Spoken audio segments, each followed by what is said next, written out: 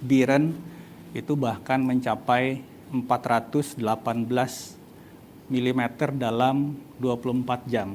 Kita lihat Biren sampai 418 mm per dalam 24 jam. Kita ketahui curah hujan normal 1 tahun itu berkisar di Indonesia 1.500 hingga 4.000 mm. Sehingga kalau kita punya 418 satu hari, itu kira-kira mungkin curah hujan kurun 4-5 bulan itu turun dalam 1 malam. Nah, ini yang kemudian mengakibatkan daerah-daerah di sebelah pesisir timur Provinsi Aceh pada tanggal 25 dan 26, ini gambar yang berwarna pink itu merupakan daerah-daerah dengan curah hujan sangat ekstrim. Dan penanganan pasca bencana banjir dan longsor di 3 provinsi, Aceh, Sumatera Utara, dan Sumatera Barat.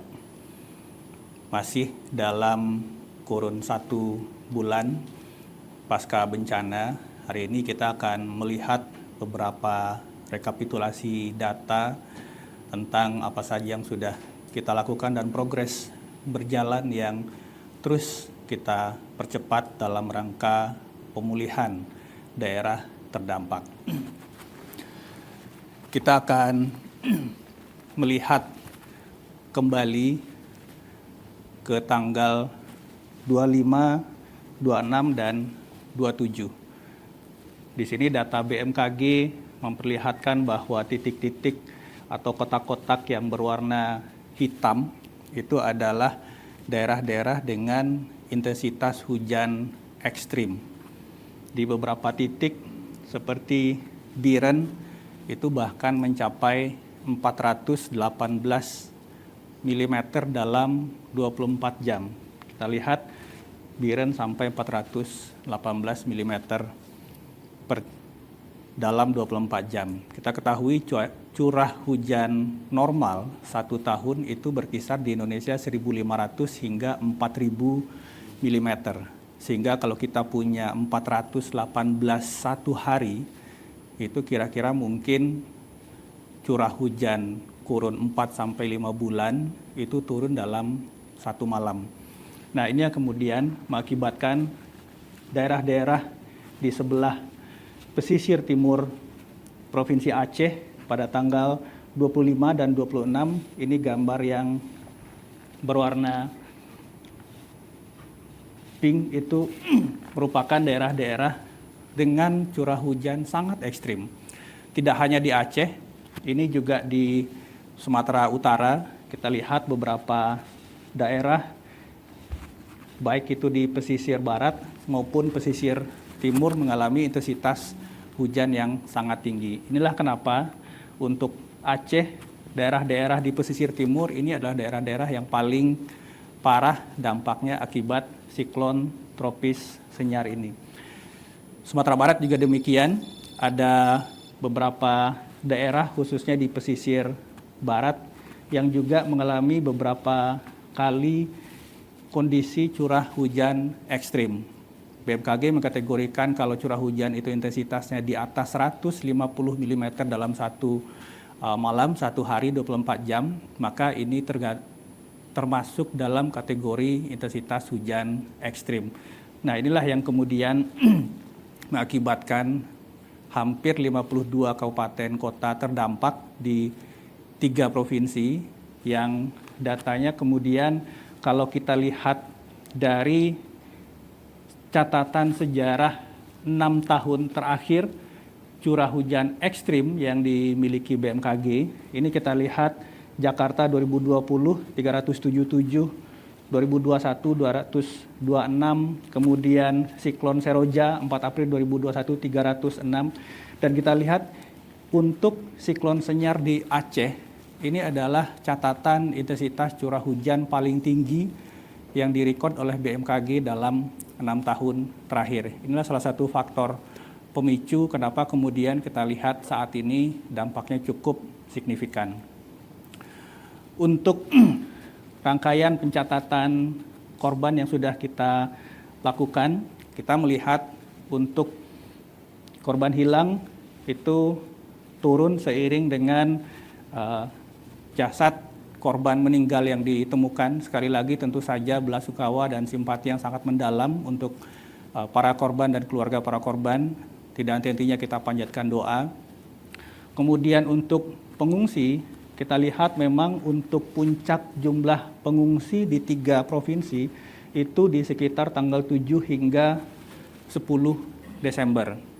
Kemudian berjalan dengan upaya pemulihan, pembukaan akses jalan dan seterusnya. Kemudian jumlah pengungsi perlahan menurun dan saat ini jumlah pengungsi ada di 489.864 jiwa.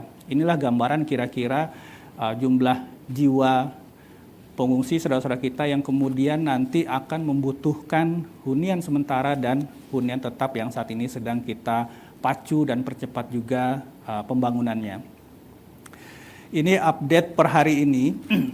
Saat ini kemarin 1.135 korban meninggal dunia, kemudian ada penambahan di Aceh dan Sumbar, sehingga total korban meninggal per hari ini Jumat 26 Desember 2025 itu menjadi 1.137 jiwa, kemudian ada 163 nama yang masih dalam pencarian. Basarnas sudah menyatakan bahwa operasi pencarian masih terus dilakukan di beberapa kabupaten kota di 3 provinsi yang masih memiliki daftar pencarian atau daftar nama korban hilang.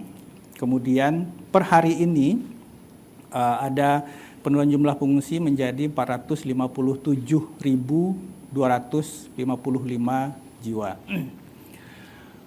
Untuk daerah-daerah yang sudah menyatakan pergeseran dari status tanggap darurat ke transisi darurat, kami jelaskan sekali lagi bahwa pada saat tanggap darurat ada 5 aspek krusial yang menjadi prioritas penanganan. Pertama, pencarian pertolongan, kemudian pemenuhan kebutuhan logistik dasar permakanan dan non-permakanan, pembukaan akses jalan, ini sangat krusial, kemudian pemulihan sektor komunikasi, dan terakhir pemulihan sektor energi, baik itu listrik, BBM, dan LPG. Tentu saja dalam hal ini termasuk juga dengan pemenuhan kebutuhan air bersih yang saat ini juga terus berjalan untuk dipercepat pemulihannya. Di Aceh ada 6 kabupaten kota yang sudah menyatakan transisi darurat. Pada fase transisi darurat, bedanya dengan fase tanggap darurat, selain masih melakukan 5 aspek prioritas tadi, pemerintah juga secara paralel kemudian mulai masuk pada fase early recovery, khususnya kemudian untuk pemulihan sektor pemenuhan kebutuhan pemukiman. Jadi untuk Huntara dan Huntap ini sudah mulai dikerjakan dan dipastikan siapa jumlah penerima. Ini akan menentukan nantinya berapa jumlah unit yang akan dibangun di setiap kabupaten kota. Aceh ada 6 kabupaten kota yang menyatakan transisi darurat, kemudian Sumatera Utara ada 10 kabupaten dan Sumatera Barat ada 5 kabupaten kota dan saat ini masih dalam proses pengesahan SK di 3 kabupaten kota.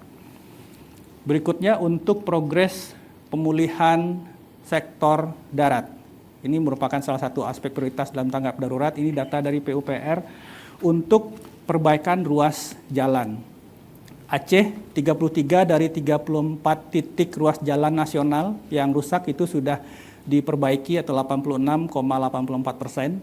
Sumatera Utara 11 dari 12 titik ruas jalan nasional yang rusak itu sudah bisa dilewati atau 91%. Dan Sumatera Barat itu 30 titik dari 30 ruas jalan yang rusak itu sudah selesai sepenuhnya atau 100%. Sehingga dari total kumulatif 3 provinsi, 80 titik ruas terdampak, 74 sudah operasional, sehingga kisaran progres per hari ini itu sekitar 92,5%. Untuk jembatan, Aceh 9 dari 16 jembatan itu sudah selesai dikerjakan, 56%. Sumatera Utara dan Sumatera Barat masing-masing itu sudah selesai 4 titik di Sumatera Utara dan 30 titik di Sumatera Barat, sehingga overall proses untuk pemulihan jembatan nasional itu sekitar 78,7%.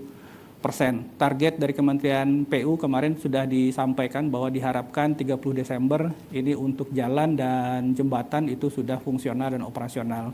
Subscribe, share, like, and comment. Subscribe, share, like, and comment.